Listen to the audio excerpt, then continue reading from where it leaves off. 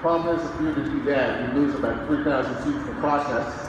Fenway Park already has the third smallest seating capacity in all of baseball, so the seats are here to stay. Plus, if you can survive a 3.5-hour baseball game sitting in these seats, you're definitely a true fan. If you have your butts about that. So, once again, I want to welcome you to Fenway Park and start off with a bit of history. Very early history of the Red Sox at Fenway. We're going to start from the very beginning, very interesting stuff. We're going to start the turn of the new century, 1901. New century, new decade, 20th century. New baseball league was founded. It's called the American Baseball League, or American League for short. Boston was one of 8 teams in this brand new American League. Now, this was so long ago, this was before the Red Sox had the name, and before Fenway even existed. So in the early days, the Boston franchise played their games in a small ballpark called the Huntington Avenue Grounds, which is located in this direction right over here, where Northeastern University is located today. So, only around the turn of the century, not that baseball lasts for decades and decades like it has. So ballparks built around that time kind of reflect that. Huntington Avenue Grounds, no exception, only held about 10,000 people, all made of wood, but good enough for the team to get it started. Great start we got. Also, by the way, in those early days, we weren't even known as the Red Sox yet. We had a lot of different names in the early days. The Somersets, the Pilgrims, the Puritans, Plymouth Rocks, Americans that the Navy played in, but we did have success right out of the gate. Boston Americans won the very first World Series ever played over 100 Avenue Grounds, 1903. Beat the Pittsburgh Pirates that year 5-3 in those years with the best of 9.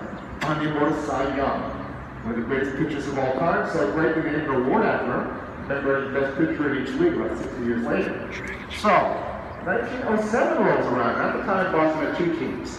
The Boston Bean Eaters, the National League team, played over in Allston, where Boston University is located today. And they desperately wanted to change their name, so we played it, kind of a weird name. The outside nickname at the time was the Boston Red Sox. They were considering going in that direction, but they changed their mind and eventually became the Boston Braves. So Boston Americans decided to swoop up the name. What would be known as the Boston Red Sox, they shortened it to Boston Red Sox, after the Chicago White Sox were already in the American League at that time. So, brand new name, brand new ballpark arrives in 1911. Owners of the Red Sox at the time, John Taylor and his father Charles Taylor, they determined, we've got to grow 100 Avenue Grounds. We want to build a new ballpark. We want to build it in the heart of the Fenway neighborhood. Together they own Fenway Realty. Now, for those who don't know, Fence is actually a European term for swamp. As late as the 1880s, this whole area was pure swampland. So John Taylor said, well, we're going to build our ballpark in the heart of the Fenway neighborhood. It's called Fenway Park. Makes perfect sense. So construction began September 1911. It took 6 months to build, and it cost $650,000. Fenway Park opened up on time on April 20th, 1912. That was a good day. Beat the New York Highlanders that day 7-6 in 11 innings. The Highlanders, in the next year, would change the name to the New York Yankees. So as we say here in Boston, we've been beating the Yankees here since day 1. Big news. New ballpark opens in Boston. We beat the New York Highlanders 7-6 in 11 innings. Great game. I wasn't there, but it was a great game. But something happened a couple days earlier, which just dominated the headlines and rightfully so. You guys know what that was? Very good, exactly. The Titanic sank to the bottom of the ocean. So when Fenway opened, there were still rescuing survivors from that great tragedy. Just to give you a little bit of historical perspective as to how long ago this all happened.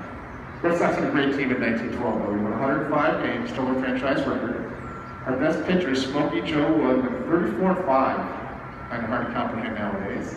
And we coordinated Fenway's very first season with our second World Championship. Things get only better. We go to Baltimore, 1914, signed a young left-handed softball pitcher. Anybody here, any of you who that was? Tough questions today. You got it, exactly. George Herman Ruth, Babe Ruth, greatest player in baseball history, began his career with the Red Sox as a pitcher in 1914. So the Babe joins an already really good Red Sox team. But the Babe were practically invincible.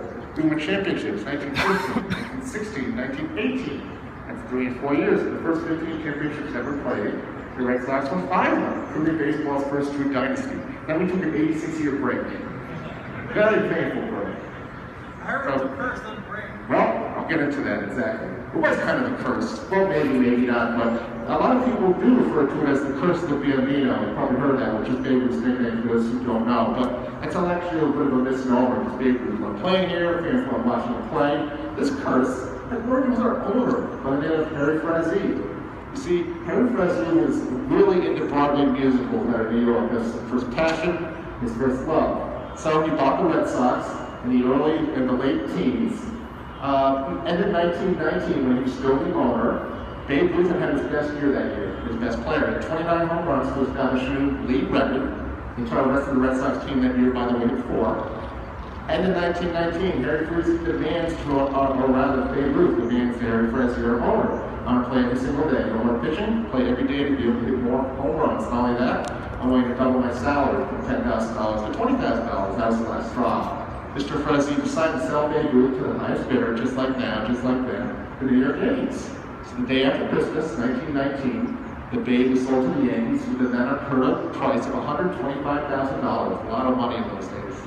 Not only that, the deal included a $300,000 lien in Fenway Park, so very embarrassingly, the Red Sox had to pay the Yankees rent just to play here over the next several years. So as I said, Mr. Fresno was really big in these Broadway musicals. The Red Sox and Fenway were more of a sideline. So selling the Babe was just the beginning. He sold and traded another 13 players from our 1918 championship team. By the time the Yankees win their first championship in 1923, half their roster are former Red Sox players. Professor Kobe Ellsbury was there. Wow. So, 1920 is great for the Yankees. For the Red Sox, it was horrible. Worst decade in the franchise's history. He finished last and next to last every single year in the 20s.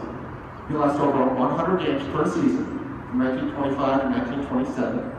All the best players have been traded. Fans are not coming to the games anymore. As a result, Fenway is falling in tremendous disrepair. There's serious doubt by the end of the decade as to whether the Red Sox and Fenway could even survive moving forward. Things were that bad. Then came our savior.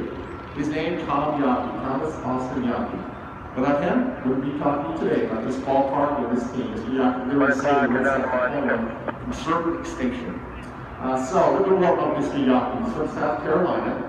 When he turned the age of 30 in 1931, he inherits $40 million. This is just at the beginning of the Great Depression. He desperately wants to buy a baseball team. His father owned the Detroit Tigers. Not only that, he wants to buy the worst possible team he could find with the worst possible ballpark. Fortunately, Red Sox and Fenway are available in a perfect fit. As I said, the team was horrible, Fenway was a shambles. Mr. Yawkey swoops in 1933, buys the Red Sox and Fenway for $1.2 million, and he had his work cut out for him. He basically had to remodel the entire ballpark. He instituted a number of construction projects, many of which still exist to this day. I'll point out a few of them to you right now. Over across the way, we look at the Sunfield bleacher section. Originally, that was actually a separate building from the rest of the ballpark, so Mr. Yawkey had seats at it and had it connected to the right field grandstand area to make Fenway one ballpark as opposed to separate buildings. Very important, made it a lot easier for fans to get from one area to another.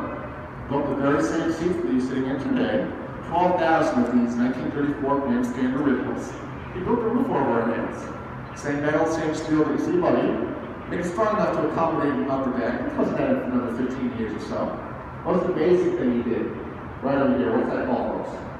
You got it, called the Green Monster. Why on earth would anybody build such a gigantic wall? Well, he built it for 2 reasons. You see, before this wall was built, there's a 25-foot high wood wall all replaced by a mound of dirt. Not very high-tech at all. The problem was, hitters would get the ball over that wall for home runs on the other side of the town on Lansdowne Street because of some of these car dealerships.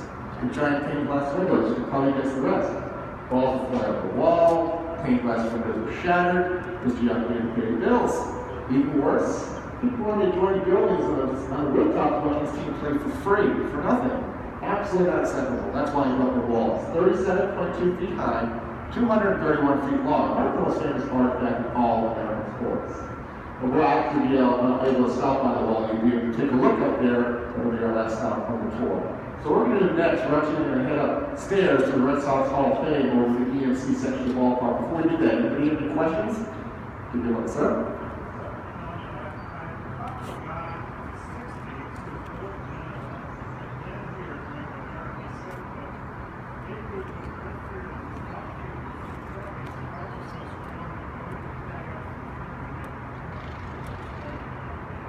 Yeah, he's great at all phases of the game. So I know that he played the outfield and he played a little bit first base, but that was more on the side, so you never see that today. Somebody pitching and playing both outfield and first base is basically unheard of. But they do everything well, too well. That's why the Red Sox had sell. So Mr. Fresno could take her Broadway musicals. Such is life. But what we're going to do, we're going to head up to EMC, as I said. You'll see the plaque for Babe Ruth, the Red Sox Hall of Fame, Tom Yonke. So everybody's following me. Let's head upstairs.